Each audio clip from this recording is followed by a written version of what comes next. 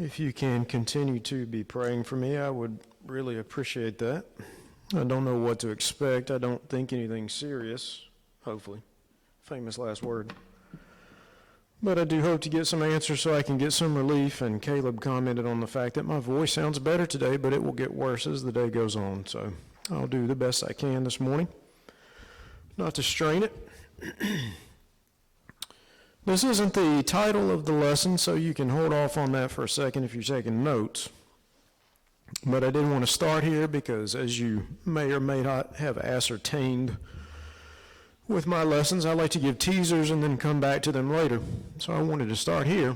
And in my mind, when I put this down as the first slide, and Ian ended up commenting on this, which makes me feel like my thought process was correct, I said to myself, someone is going to see that and they're going to say, no, that's not the right quote. It's, I have a dream. Well, that's not what I'm referencing this morning.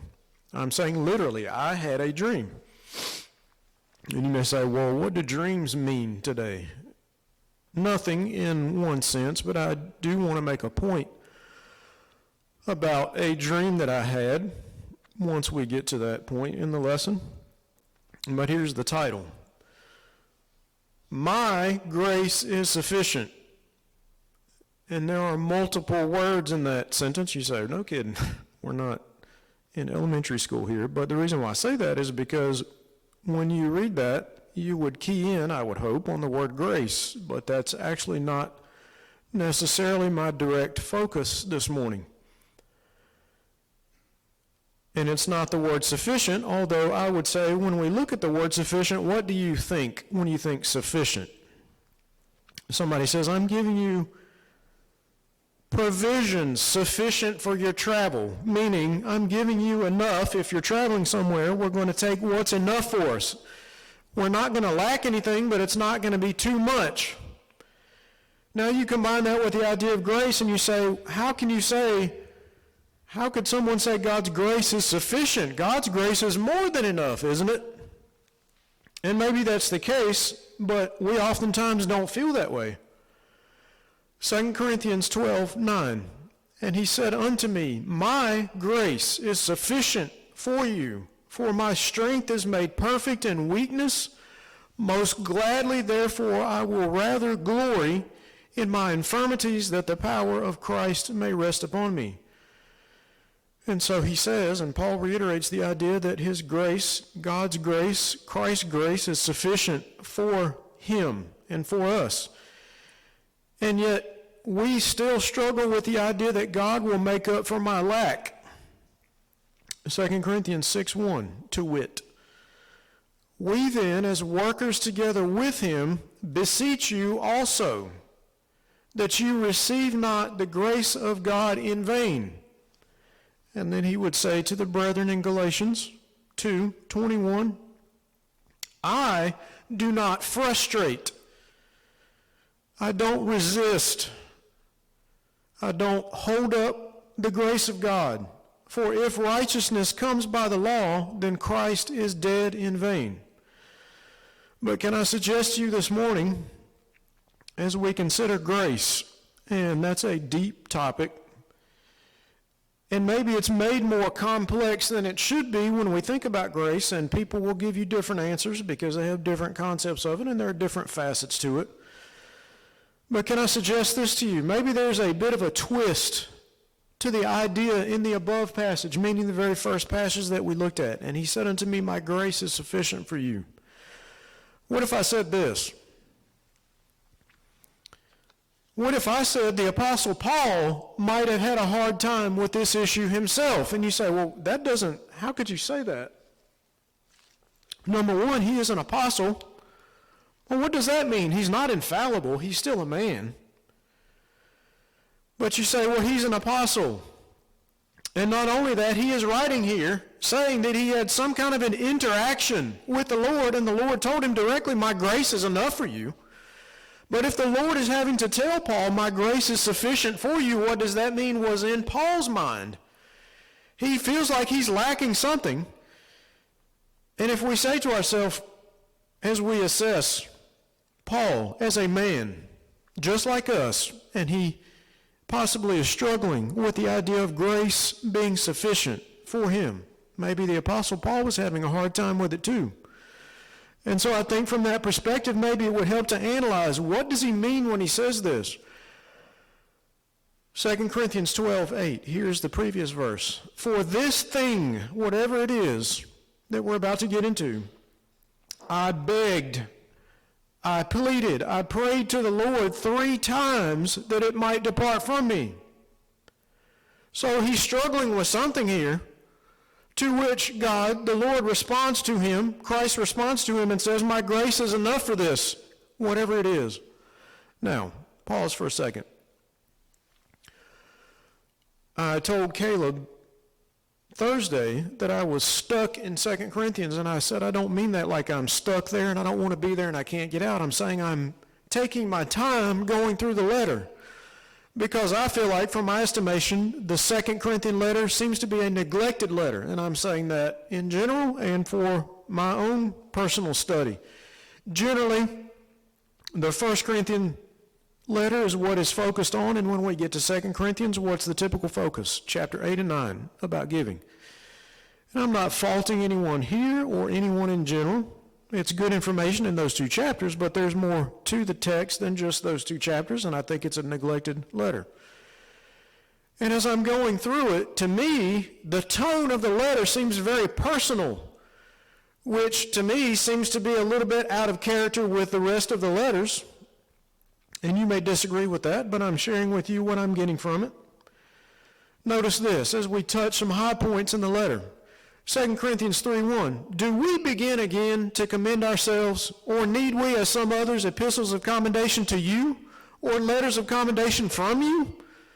And they always say, if you're using pronouns like you, that's very direct. And when people tell you in conflict resolution, don't make it about the other person, make it about yourself, and therefore they will receive it easily. Well, Paul is violating that rule. Notice this, 2 Corinthians 5:12, for we commend not ourselves again to you, but give you occasion to glory on our behalf, that you may have somewhat to answer them which glory in appearance and not in heart. So there are 3 parties involved here. There is Paul, there are the individuals that he is writing to that he hopes are receiving his admonition and his encouragement, and then there are them, which apparently are causing some issues. 2 Corinthians 10:12, we dare not make ourselves of the number, or compare ourselves with some that commend themselves, but they, measuring themselves by themselves and comparing themselves among themselves, are not wise. Receive us. We have wronged no man. We have corrupted no man. We have defrauded no man.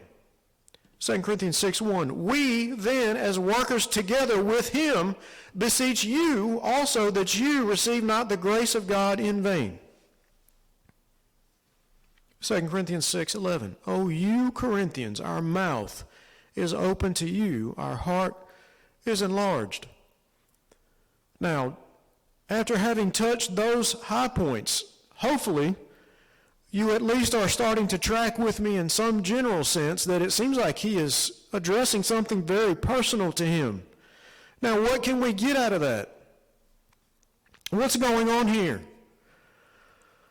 When you think about God's grace and the fact that he says in general it's sufficient, what is it sufficient for in context, and what can we get from that? Now, let me transition and reflect back. We have missed a week of being together.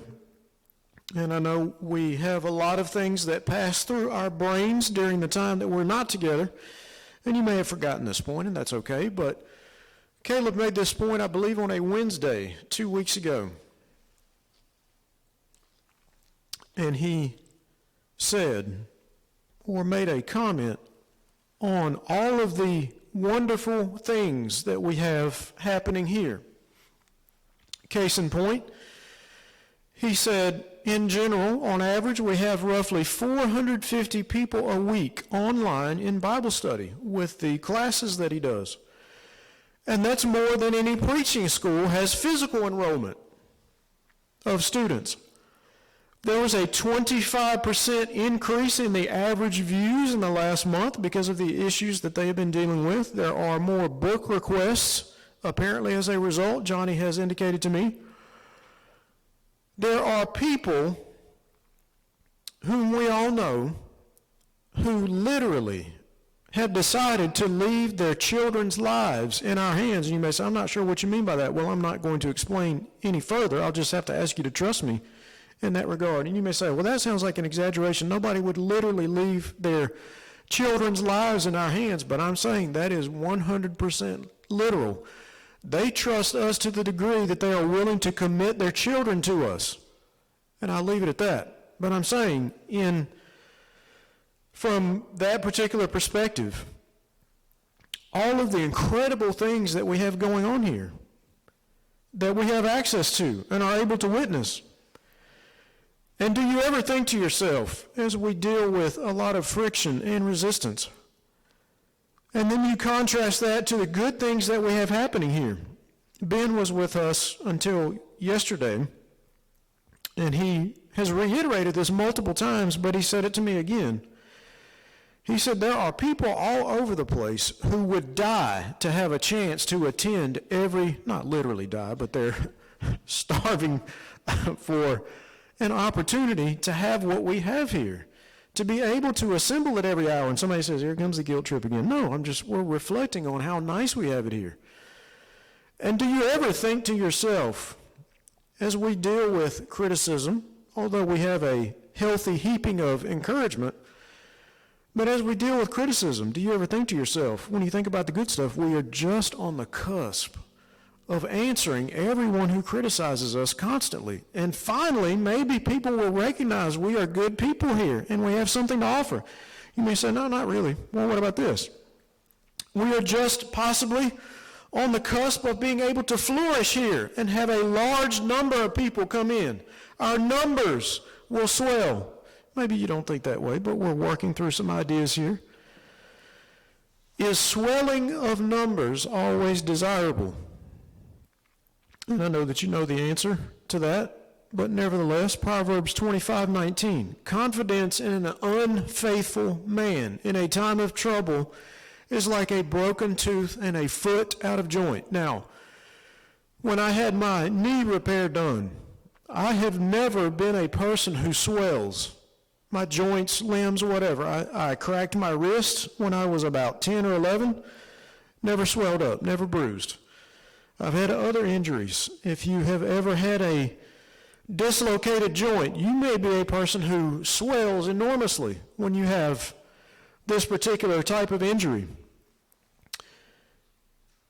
Confidence in an unfaithful individual can result in swelling. Now, what do you mean by that? Ben told me again yesterday about a congregation of 300 people that he knew of, and just as soon as he said that in the context of the discussion, I just said, if a person tells me, and I'm not trying to generalize here, I'm just saying in general, if a person tells me that they are coming from a 300-member congregation, to me, right away, that's a red flag, because I think to myself, and I told Ben this, how can you possibly have that many people and not be letting tons of stuff under the radar? And let's just say for the sake of a mental exercise, if you do some simple math, let's say you have a congregation of 300 people and you have 5 elders. That is 60 people per elder. One person is going to keep up with 60 people's problems. I just can't imagine that that's possible. And if you have a congregation, to me, that is that large, there has to be some swelling that's occurring. You're just allowing things to pass so that you can have large numbers. Is it better to have that?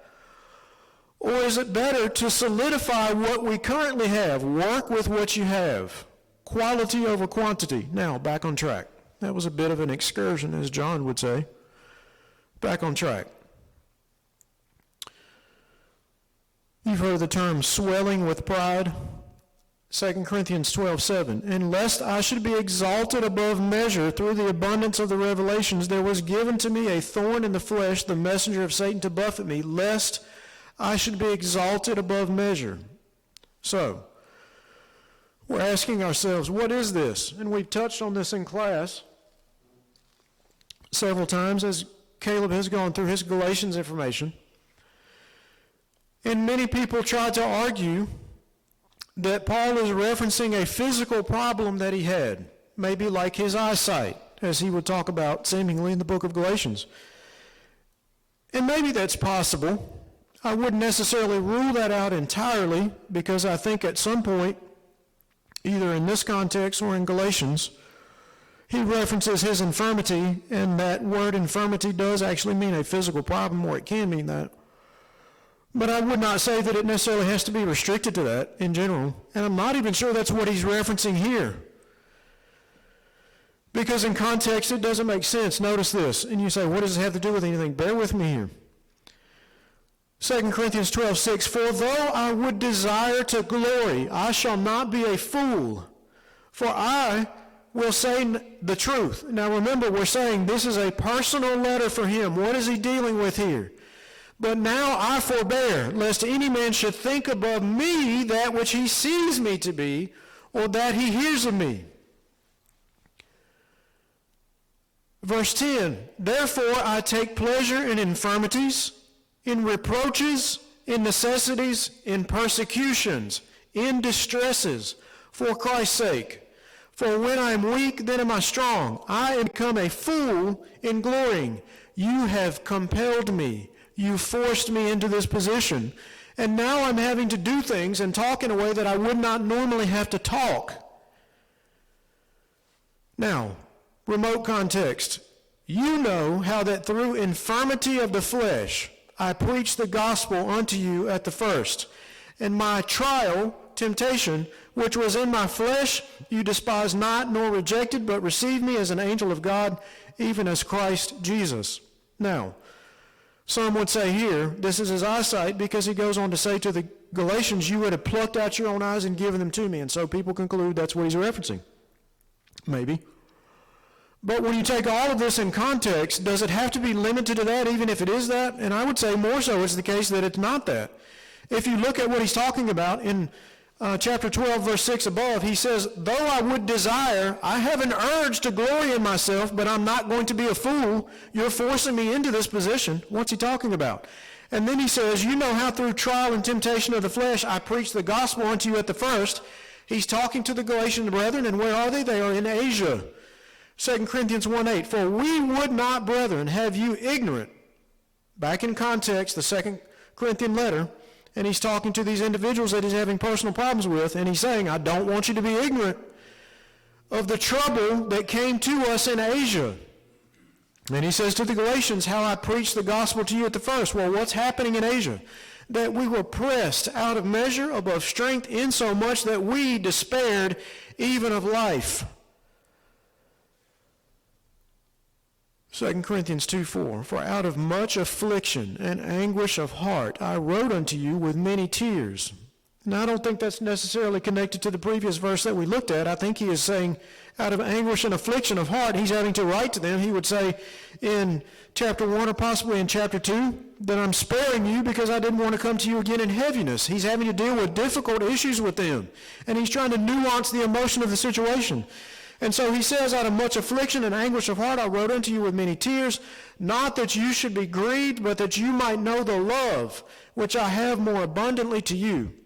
And in the middle of exemplifying his love, they are giving him a hard time and compelling him to speak as a fool. Now, all of that in context, let's transition to this. For this thing I besought the Lord thrice, that it might depart from me. What is he asking to be relieved of if it's not a physical condition? Is it possible that he is saying this? I would like to be vindicated just for a moment. It would be nice to have some respite from the constant criticism. I would like to be, if I spoke as a man, and you say, he didn't say any of this, I get that, but we do like we do, and we're reasoning, putting ourselves in the scriptures, trying to make it personal, if it's a personal letter. Is it possible he's saying, it would be nice if I could be avenged of my tormentors just for a moment? And you say, well, that's not a Christian attitude, is it not? Revelation 6:9, and when he had opened the fifth seal, I saw under the altar the souls of them that were slain for the word of God. Now, you say, well, Paul was still alive.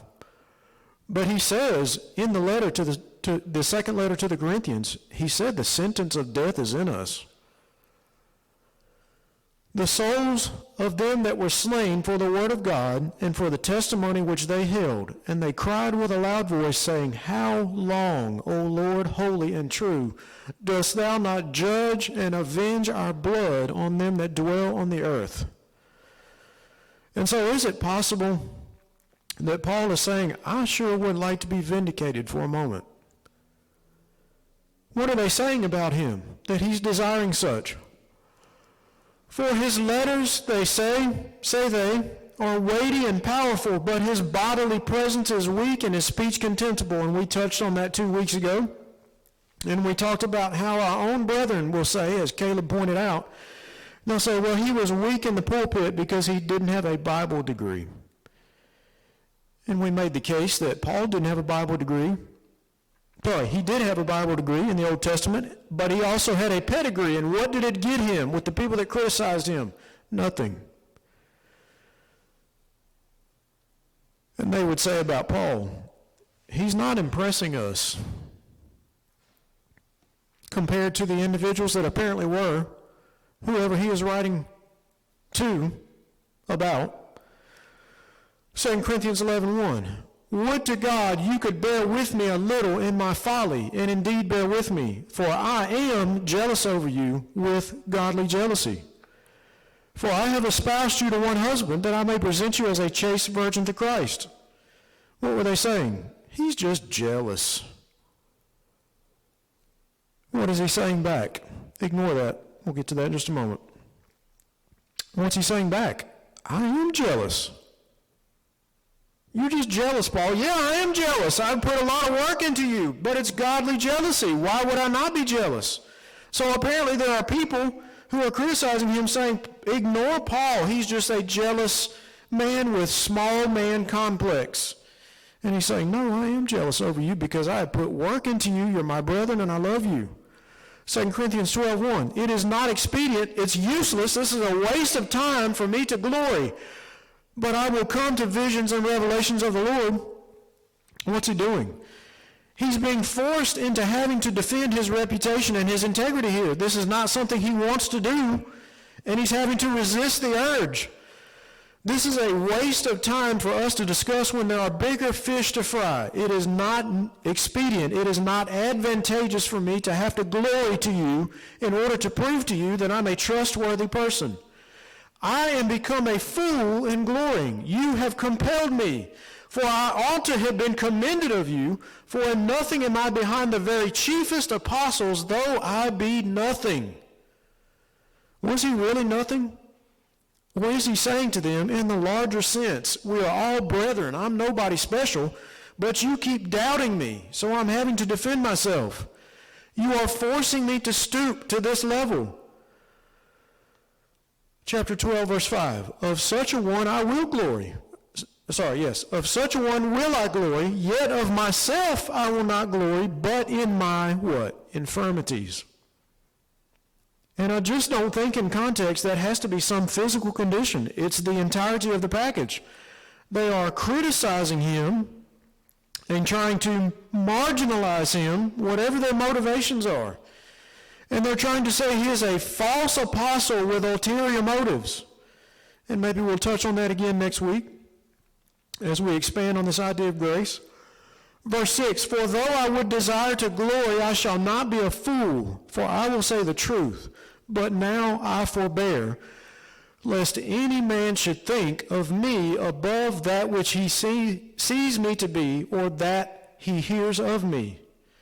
And lest I should be exalted above measure through the abundance of revelations, there was given to me a thorn in the flesh. And it just seems to me that Paul is a man just like anybody else who has to trust in God's grace to make up the difference and not be a prideful, fleshly individual. And he's saying, you are forcing me to act like a fleshly fool here. There was given to me a thorn in the flesh, the messenger of Satan to buffet me, lest I should be exalted above measure, a prideful person swelling with pride. And he said to me, My grace is sufficient for thee. And that's what I hope to emphasize this morning. Grace, surely, but what grace? My grace. Is that a pronoun? Somebody give me my is a pronoun. I didn't do good in grammar. As we talk about all the pronouns that Paul uses, right? And the Lord says to him, my grace is sufficient for you. And you say to yourself, well, if he says my as opposed to what? Is there some other grace? Grace is just grace, right? Where does grace come from? But God, somebody may say, as opposed to what, my grace? Someone else's grace? Yes. I do think that's part of it. My grace is sufficient as opposed to somebody else's. And you say, I'm not sure that I understand how that works. How is that possible? Acts 2:46. And they, notice here, I forgot to emphasize this. Notice the word grace is charis, however you want to say that. You could say maybe charity comes from that word. I haven't looked that up, but it sounds like it would have come from that word. Notice this. You say, grace that is not from God, but some other source. Is that even possible? And they, continuing daily with one accord in the temple, and breaking bread from house to house, did eat their meat with gladness and singleness of heart, praising God and having grace with all the people. And the Lord added to the church daily such as should be saved. They were all having grace with each other. So there are alternate sources of grace. Now granted, their grace was coming from the ultimate source of grace, but nevertheless, they are extending grace and favor to each other. And it was a wonderful environment. Is it possible that you can have grace that comes from one man to the other? Yes, I think that is the case. Acts 7:9, and the patriarchs, moved with envy, sold Joseph into Egypt, but God was with him and delivered him out of all his afflictions and gave him favor, charis, however you want to pronounce that, and wisdom in the sight of Pharaoh, king of Egypt. Now notice what's happening here. Yes, it's God's grace, but who else's grace is it? Favor and wisdom in whose sight? Of Pharaoh, the king of Egypt. Why? So he can be an effective person for God's cause. Ultimately, here, the grace, the favor comes from God, but it's implanted, if we can say that accommodatively, in Pharaoh's sight, so that he can be effective. And he made him governor over all Egypt and all his house. Now, when you think about comparing my grace, that is God's grace, with some other source of grace, meaning your fellow man, and you analyze Joseph's situation, is it not the case that Joseph could have saved face by appealing to his brother's grace? Genesis 37:4. And when his brethren saw that their father loved him more than all his brethren, they hated him and could not speak peaceably to him. And Joseph dreamed a dream, and he told it his brethren, and they hated him yet the more. Could he not have appealed to his brother's grace by denying God's grace? What do you mean by that? And when they saw him afar off, even before he came near unto them, they conspired against him to slay him, and they said to one another, behold, this dreamer cometh. He's given these dreams by God's grace, and it's ruining his reputation with them. And is it not possible that he could have saved face and earned his brother's grace by just withholding the grace of God and not extending these dreams to them and to his father? Now,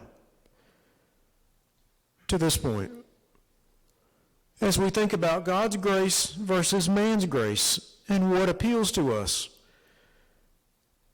and the temptation to save your reputation or to have it dragged through the mud, and the idea that God is telling us my grace, my favor should be sufficient, not the favor and appreciation of mankind. And it's difficult. I had a dream. You say, are you fixing to tell us that you're a dreamer like Joseph? Well, that is my name, But no, I'm not going to make a case that God is speaking to me through dreams. We know that that does not happen. But have you ever had a dream where it was so intense, whatever the emotions are, that you woke up and you were crying? You may say, no, I never have. But I have. And this was one of them. You say, you're fixing to get sappy on us? No, but I want to parlay this into an emotional effect as we try to appeal to each other's emotions. And we've talked about that before. The Bible is not just a book full of laws. There are stories and emotions there, if you can just bear with me for a moment. I had a dream. And in the dream, there's a important person who comes here. And as different ones of us start to appear in this dream, and you know how dreams go, that sometimes they don't make any sense and they're weird. But, and I don't even know why this person was here. It was really weird. But different brethren start showing up to greet this individual and to get to know him. And somehow in the dream I recognized it was 20 years ago. And people were in the dream that are no longer with us. And I recognized it was the year 2005, somehow. And my dad was there. And in 2005, he was almost the same age as I am now. What does that mean? Nothing. But it was just so intense to me to recognize all of these people that were with us that you never would have imagined would no longer be with you 20 years later. This was from 2015. And literally, half the people in this picture are not here anymore.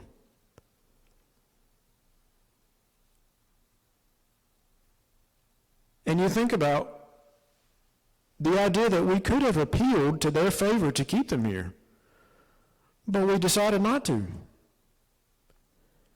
Will we have quantity or will we have quality? You may say, we've heard all this before. Maybe so. But this struck me when Caleb referenced it a few weeks ago. I'm borrowing heavily from your stuff this morning. I hope that's okay, but that's how we do. 2 Samuel 23:14. And I'll admit, it has been quite a while since I have gone through the two books of Samuel. But Caleb brought this story up. And David was then in a hold, and the garrison of the Philistines was then in Bethlehem. And David longed and said, oh, that one would give me drink of the water of the well of Bethlehem, which is by the gate. And the three mighty men brake through the host of the Philistines and drew water out of the well of Bethlehem that was by the gate, and took it and brought it to David. Nevertheless, he would not drink thereof, but poured it out unto the Lord. And he said, be it far from me, O Lord, that I should do this. Is not this the blood of the men that went in jeopardy of their lives? Therefore he would not drink it. These things did these three mighty men. And I don't remember if Caleb made this point. And I've said this before, but before he said it, I thought it. So I'll take credit in that regard. And I thought to myself, man, the level of trust, and you may have said this already, so forgive me. The level of trust, not only the physical trust in God, but the level of emotional trust that they had with David. And I'm telling you, for me, if I would have risked my life to get Caleb a cup of water and then he pours it out in front of my face in front of me, I'd be like, what are you doing? What's wrong with you? Why would you do that? You just put us in harm's way and you're going to waste it? But apparently they didn't have that attitude towards David, because they would have just had this relationship apparently where they would have said, we understand why he's doing this, and it's not to offend us. He is doing the greater to take care of the lesser. He is committing himself to the Lord and sacrificing to him, and by extension that means we get grace from the Lord and from David. And they're trusting him. Without hesitation, they risk their lives for water, and David pours it out on the ground, and they apparently still love him. Will we have quantity or will we have quality? And again, Caleb said this. He said, the idea that he was talking to a particular brother who boxed in the military, and he said it's not that hard to land a punch. It's whether or not you can take a punch, and that's Rocky Balboa. Somebody says, why are we referencing a Philadelphia boxer in a profane movie? Well, he said something good that you can, I don't say live by, but it's a valid principle. It's not about how hard you hit, it's about how hard you get hit and keep moving forward. Or we can say, taking one for the team. What was Paul addressing in his 2 Corinthian letter? I think part of it is he is addressing his personal struggles, his personal feelings and emotions, and having to stuff his pride down, deal with all the unfair, unjust, harsh, terrible, unchristian-like, vicious criticism that he had to deal with. And this was his mentality. 2 Corinthians 12:15, as we get ready to conclude the lesson. And I will very gladly spend and be spent for you. That is a high bar to live by. And it's difficult. And sometimes we have a hard enough time doing good to our brethren that we do love. And here he is saying to his brethren that are giving him a ridiculously hard time and questioning if he's even a valid apostle after all he's done and been through. And he's saying, I will still gladly spend and be spent for you. Though the more abundantly I love you, the less I be loved. Let's all stand and sing.